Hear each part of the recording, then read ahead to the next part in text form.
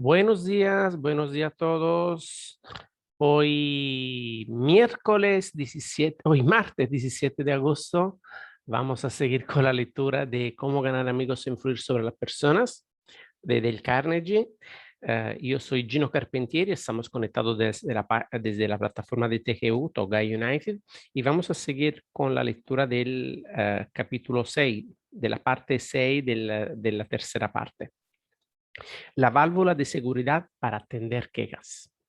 Casi todos nosotros, cuando tratamos de atraer a los demás a nuestro modo de pensar, hablamos demasiado. Los vendedores especialmente son adictos a este costoso error. Dejemos que hable la otra persona. Ella sabe más que nosotros acerca de sus negocios y sus problemas. Hagámosle preguntas. Permitámosle que nos explique unas cuantas cosas. Si estamos en desacuerdo con ella, podemos sentirnos tentados a interrumpirla, pero no lo hagamos. Es peligroso. No nos prestará atención mientras tenga todavía una cantidad de ideas propias que reclaman expresión. Escuchemos con paciencia y con ecuanimidad. Seamos sinceros. Alentámosla a expresar del todo sus ideas. ¿Da resultado esta política en los negocios? Veamos. Aquí tenemos el relato de un hombre que se vio obligado a emplearla. Uno de los más importantes fabricantes de automóviles de los Estados Unidos negociaba su compra anual de telas para tapizar sus coches. Tres fábricas importantes habían preparado tejidos de muestra. Todos habían sido inspeccionados por los directores de la compañía de automóviles y a cada fabricante se le había comunicado que un día determinado se daría a su representante una oportunidad para intentar por última vez la obtención del contrato. GBR, representante de uno de los fabricantes, llegó a la ciudad con un ataque de laringitis muy fuerte.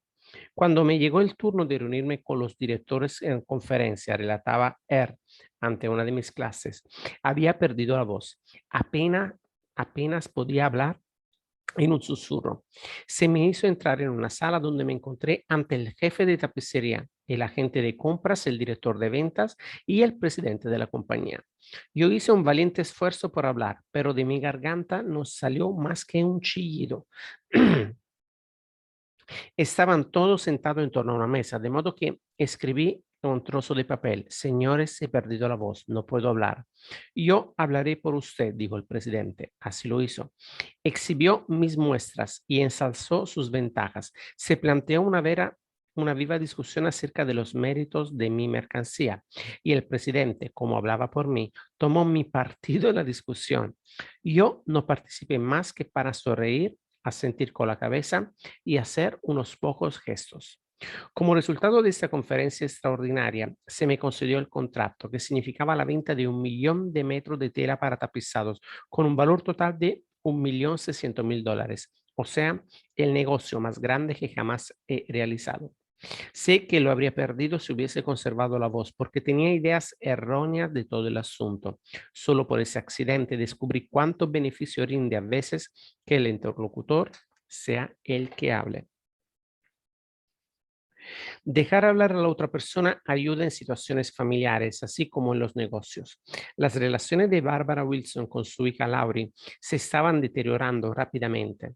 Laurie, que fue siempre una criatura quieta, complaciente, se convirtió en una joven hostil y algunas veces agresiva. La señora Wilson le hablaba, le amenazaba y castigaba, pero sin lograr nada. Un día dijo la señora Wilson en una de nuestras clases, me di por vencida. Laurie me desobedeció y se marchó a ver a una amiga antes de completar sus quehaceres. Cuando retornó a casa yo estaba por gritar por milésima vez, pero ya no tenía fuerzas para hacerlo. Simplemente la miré y tristemente le pregunté, ¿por qué, Laurie? ¿Por qué? Laurie notó mi estado de ánimo y en voz calmada respondió, ¿de verdad quieres saberlo? Yo afirmé con la cabeza y Laurie comenzó a hablar, primero con vacilaciones y luego con un torrente de palabras. Yo jamás la escuchaba, siempre estaba ordenándole lo que debía hacer. Cuando ella quería contarme sus pensamientos, sentimientos, ideas, yo la interrumpía con más órdenes. Entonces comencé a darme cuenta de que ella me necesitaba no como una madre dominadora, sino como una confidente, un escape por toda la confusión que sentía en sus años de crecimiento. Y todo lo que yo había hecho era hablar, cuando lo que debía haber hecho era escucharla. Desde ese momento la dejo hablar. Ella me dice lo que piensa y nuestras relaciones han mejorado enormemente. Ella es otra vez una persona que colabora. En la página financiera de un diario de Nueva York apareció un gran anuncio en que se pedía un hombre de capacidad y experiencia. Charles Cubellis respondió al anuncio con una carta enviada a un apartado postal. Unos días más tarde se le invitó, también por carta, para una entrevista. Antes de ir pasó varias horas en Wall Street para averiguar todo lo que pudiera acerca del fundador de la casa. Durante la entrevista declaró francamente: sería para mí un orgullo estar vinculado con una gran entidad como esta. Creo que usted se inició hace 28 años sin más elemento que una oficina y una mecanógrafa, ¿es cierto? Casi todos los hombres que han triunfado se complacen en recordar sus esfuerzos iniciales. Este hombre no era una excepción. Habló un largo rato acerca de cómo había comenzado en los negocios, con $450 y una idea original. Relató su lucha contra el desaliento y sus batallas contra las mofas ajenas, cómo trabajaba los domingos y fiestas de 12 a 16 horas por día y cómo triunfó al fin contra todas las posibilidades, hasta que ahora los hombres más importantes de Wall Street iban a pedirle consejo e informaciones. Estaba orgulloso de esa historia, tenía derecho a amaciones, tenía derecho a sentirse orgulloso y pasó un rato espléndido contando su actuación. Por fin interrogó brevemente a Kubelis acerca de su experiencia. Llamó entonces a uno de los vicepresidentes y le dijo: creo que ese es el hombre que necesitamos. Cubelis había tomado el trabajo de averiguar los antecedentes de su posible patrón, demostró interés en la otra persona y en sus problemas, lo alentó a hablar de él y así causó una impresión favorable. Roy Bradley de Sacramento, California, tenía el problema opuesto.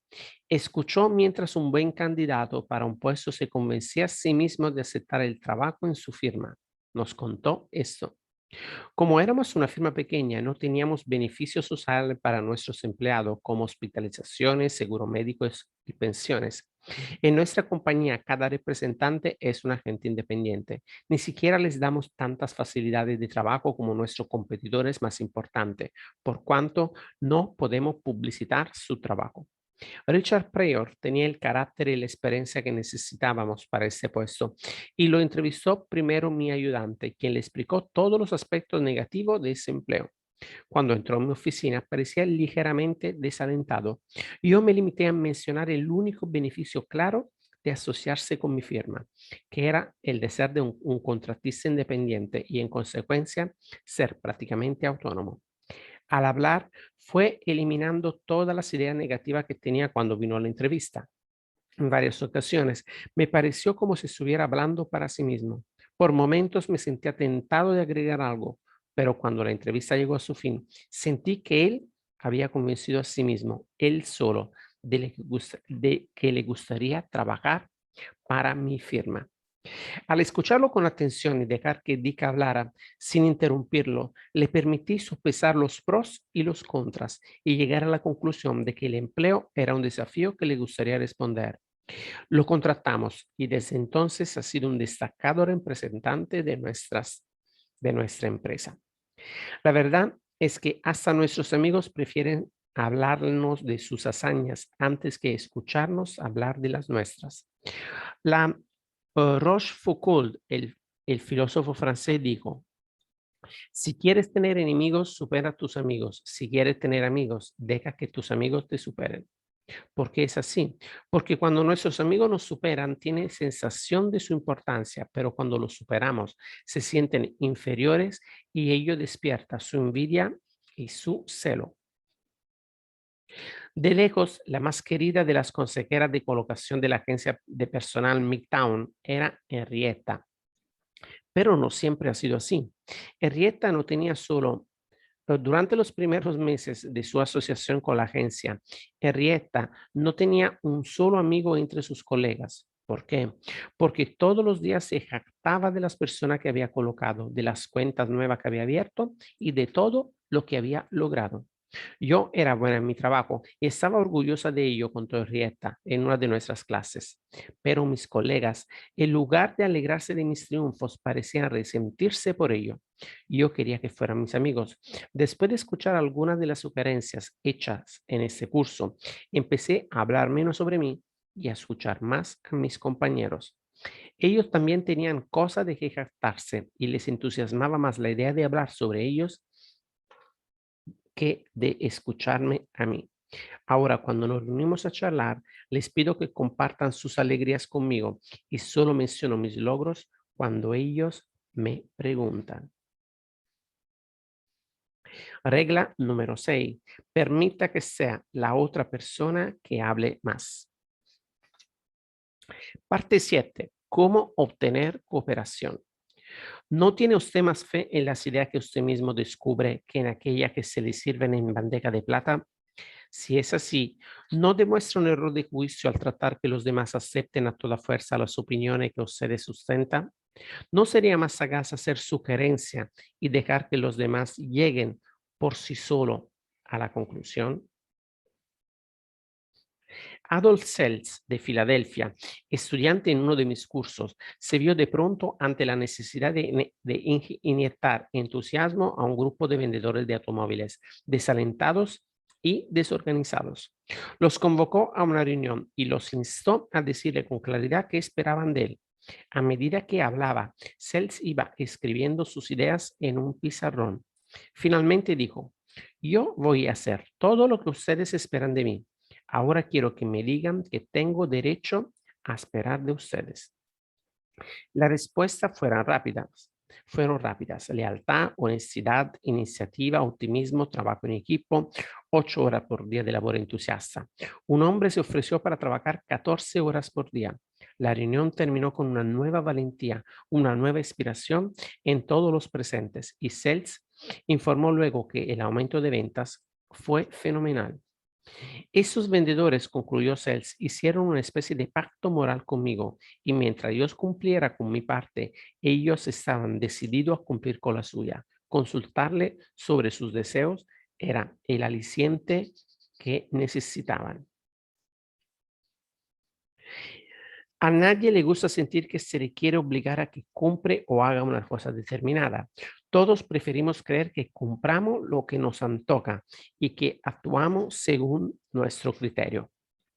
Nos gusta que se nos consulte acerca de nuestros deseos, nuestras necesidades, nuestras ideas. Tomemos, por ejemplo, el caso de Eugene Wesson. Perdió incontables miles de dólares en comisiones antes de aprender esta verdad. Wesson vendía dibujos para un estudio que creaba diseño para estilistas y para fabricantes de textiles.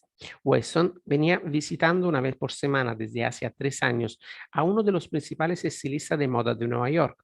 Nunca se negaba a verme, contaba Wilson, pero jamás me compraba nada. Miraba siempre con mucho cuidado mis dibujos y luego los rechazaba. Después de 150 fracasos, Wesson comprendió que debía de estar en una especie de estancamiento mental y resolvió dedicar una noche por semana al estudio de la forma de influir en el comportamiento humano y a desarrollar nuevas ideas y generar nuevos entusiasmos. Por fin se resolvió a probar una nueva manera de actuar. Recogió media docena de dibujos sin terminar, en que estaban trabajando todavía los artistas y fue con ellos a la oficina del posible comprador. Quiero, le digo, que me haga usted un favor, si no le importa. Aquí traigo algunos dibujos sin terminar. ¿Podría decirme, por favor, cómo podríamos terminarlos de manera que le sirvan? El comprador miró los dibujos un buen rato, sin hablar. Por fin manifestó.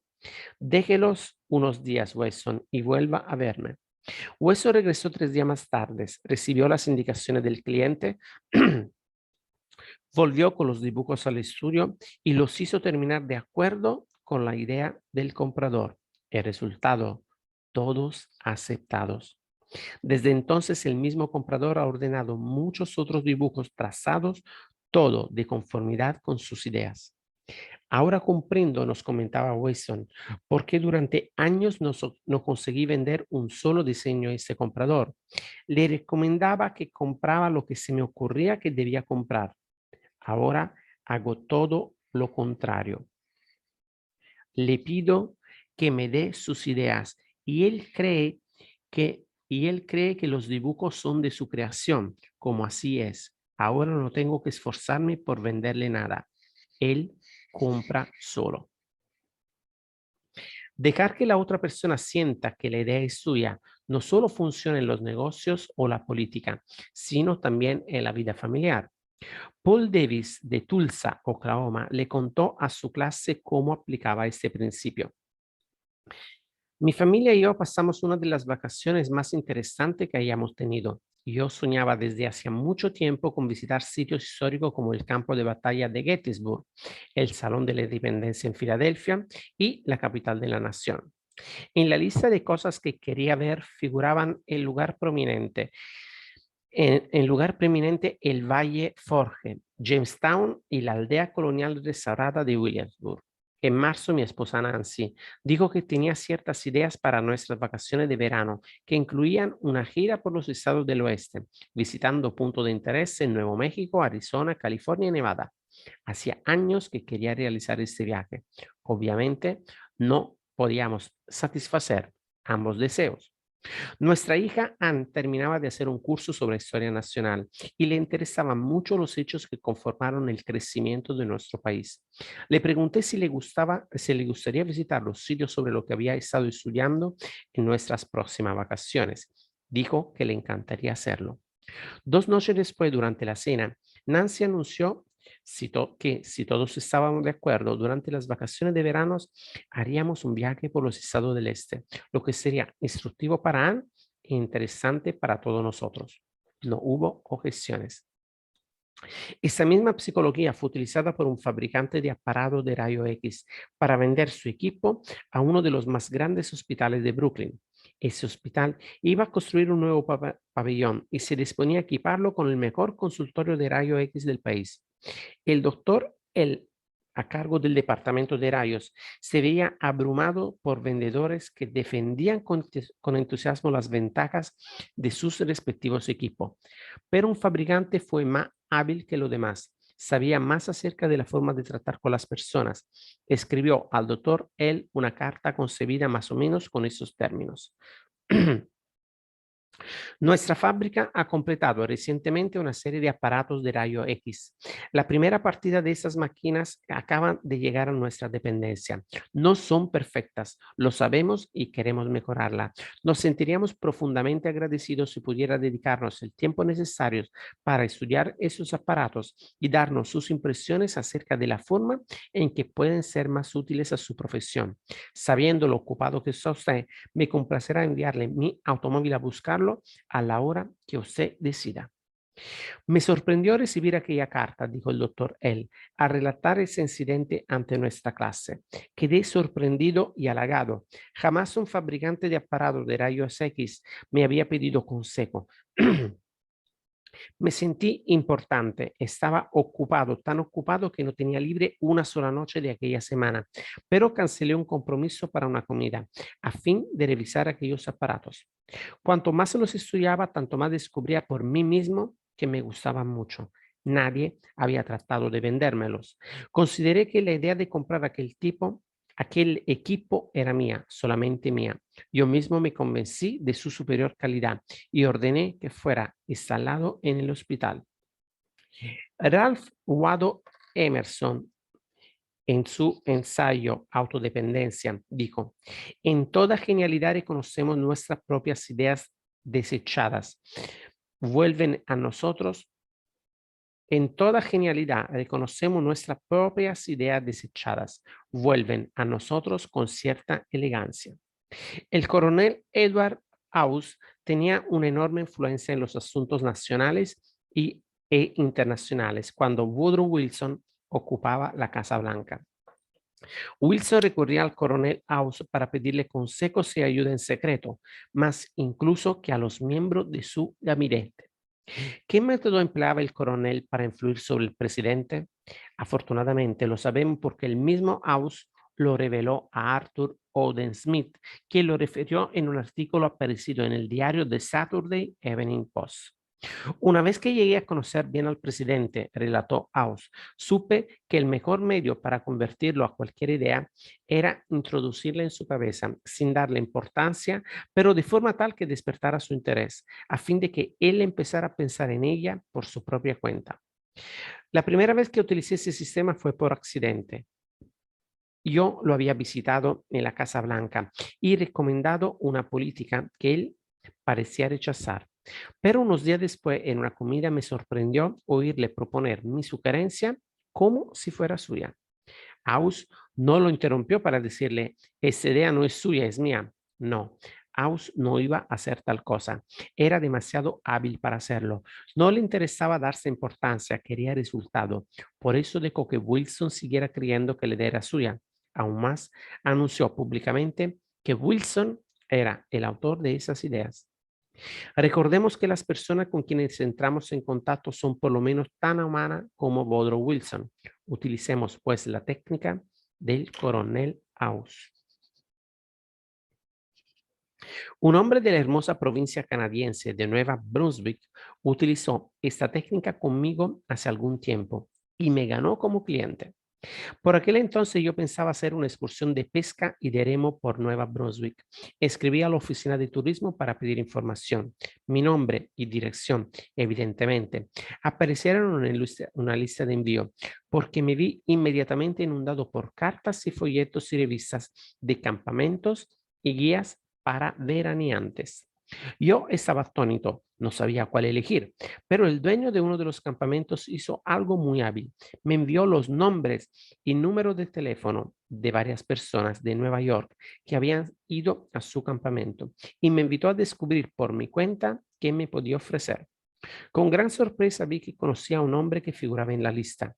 Le llamé por teléfono, averigüé cómo le había ido en el campamento y luego telegrafié al dueño la fecha de mi llegada.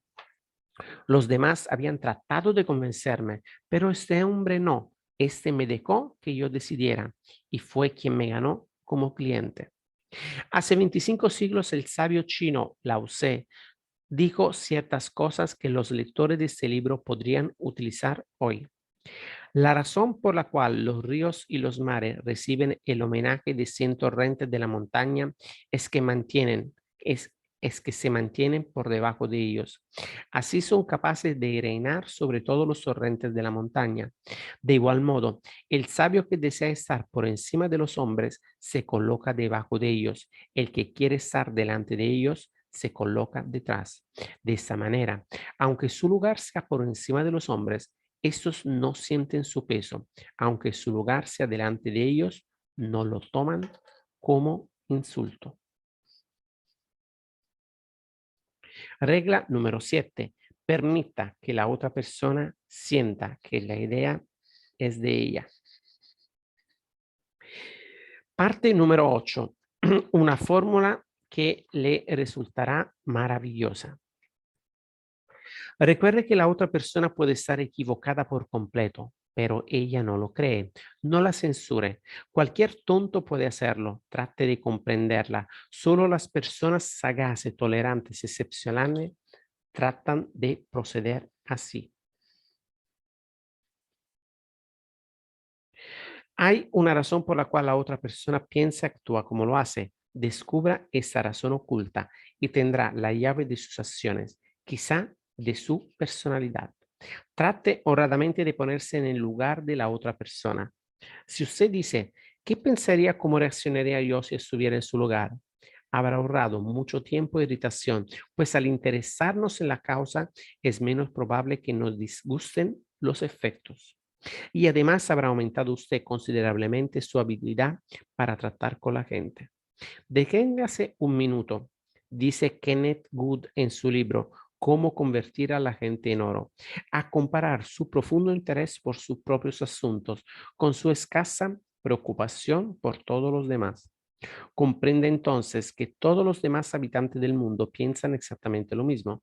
En ese momento, junto con Lincoln y Roosevelt, habrá captado usted la única base sólida para las relaciones interpersonales, que el buen éxito en el trato con los demás depende de que se capte con simpatía el punto de vista de otra persona.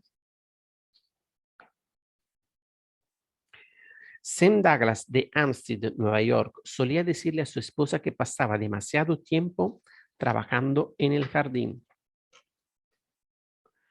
arrancando malas hierbas, fertilizando, segando el césped 2 veces por semana. A pesar de todo lo cual, el jardín no lucía mucho mejor que 4 años atrás, cuando se había mudado a esa casa. Naturalmente, ella quedaba deprimida por esos comentarios y cada vez que él lo hacía, la velada quedaba arruinada. Después de seguir nuestro curso, Douglas comprendió que tonto había sido durante todos esos años. Nunca se le había ocurrido que a su esposa le gustaba hacer ese trabajo y también podría agradarle oír un elogio a su laboriosidad. Una noche después de la cena, su esposa dijo que quería salir a arrancar una hierba y lo invitó a acompañarla. Al principio, él se sintió tentado de no aceptar, pero después lo pensó mejor y salió con ella y la ayudó a arrancar hierbas. Ella quedó visiblemente complacida y pasaron una hora trabajando y charlando muy contentos. Desde esa vez la ayudó siempre en el jardín y la felicitó con frecuencia por lo bien que se veía el césped, el trabajo fantástico que estaba haciendo a pesar de lo malo del terreno. Resultado, una vida más feliz para los dos, gracias a que él aprendió a ver las cosas desde el punto de vista de ella, aunque se tratara de algo tan mínimo, tan nimio como unas malas hierbas. En su libro Cómo llegar a la gente, el doctor Gerald Nirenberg comentó: se consigue una buena cooperación en la conversación cuando uno muestra que considera las ideas y sentimientos de la otra persona tan importantes como los propios.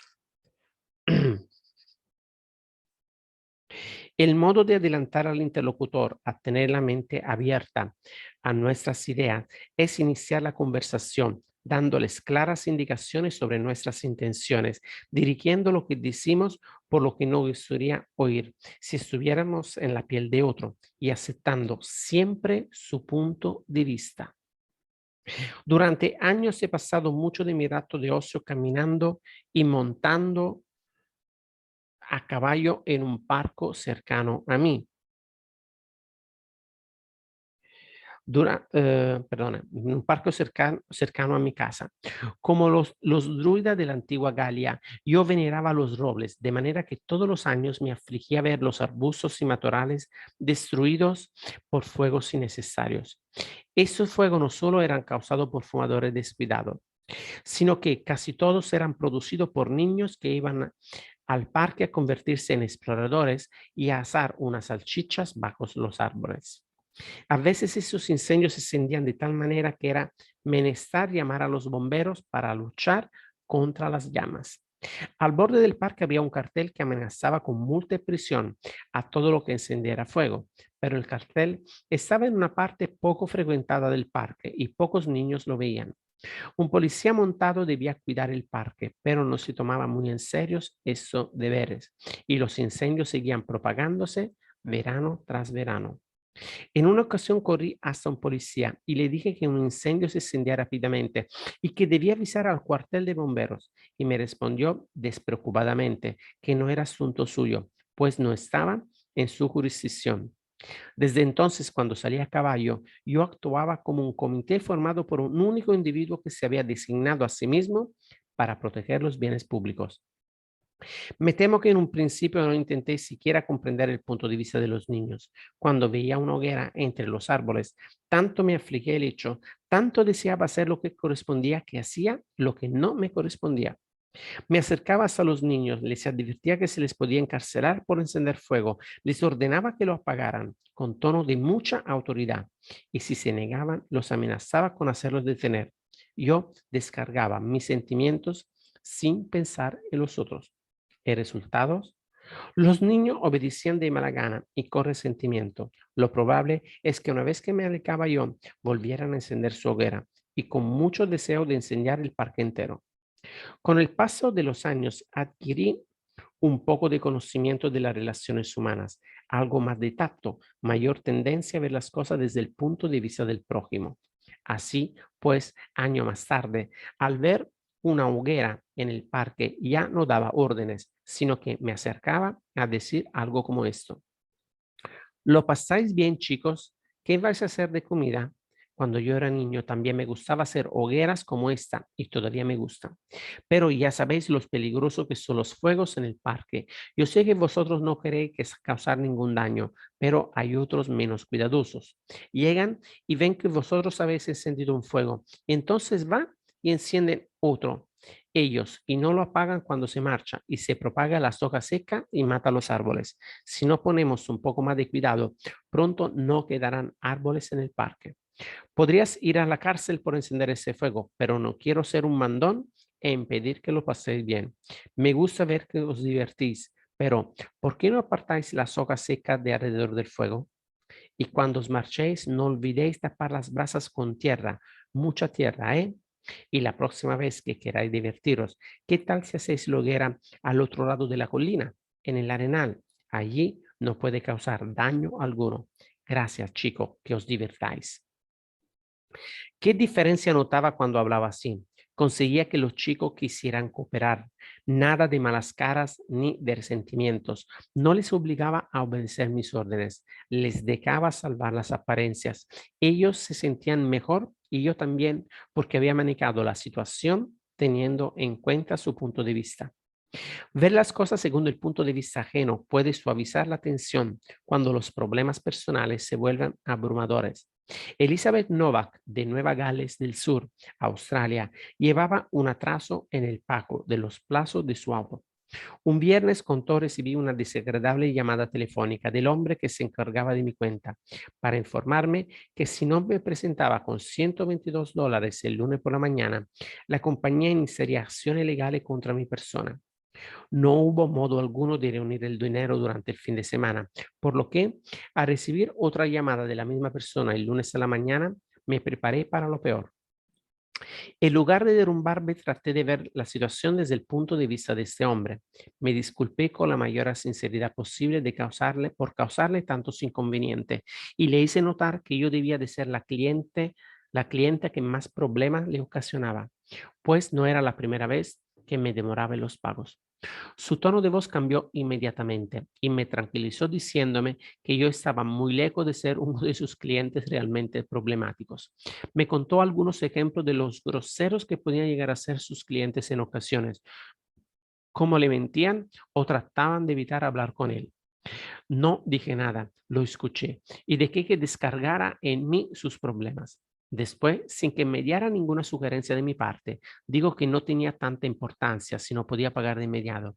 Y sería bien que con que le pagara $20 a fin de mes y me pusiera al día cuando pudiera. Mañana, antes de pedir a alguien que apague una hoguera o compre su producto o contribuya a su sociedad benéfica favorita, ¿por qué no cierra usted los ojos y trate de verlo desde el punto de vista de la otra persona? Pregúntese, ¿por qué esta persona quería hacerlo? Es cierto que esto llevará tiempo, pero evitará que se gane enemigos y hará que consiga mejores resultados con menos fricciones y menos trabajo.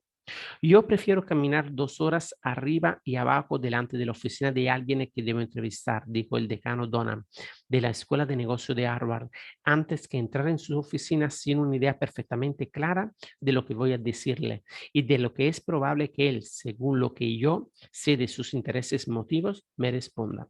Esto es de tal importancia que voy a repetirlo. Yo prefiero caminar 2 horas arriba y abajo delante de la oficina de alguien a quien debo entrevistar, antes que entrar en su oficina sin una idea perfectamente clara de lo que voy a decirle y de lo que es probable que él, según lo que yo sé de sus intereses y motivos, me responda. Si como resultado de la lectura de este libro consigue usted tan solo una cosa, una mayor tendencia a pensar siempre en términos del punto de vista de la otra persona y a ver las cosas desde la óptica de esa persona, además desde la suya. Si eso es lo único que logra de la lectura de este libro, bien, puede resultar uno de los pasos culminantes de su carrera. Regla número 8. Trate honradamente de ver las cosas desde el punto de vista de la otra persona. Muy bien, amigos. Hemos terminado la parte número 8. Vamos a seguir mañana con la parte número 9, lo que todos quieren.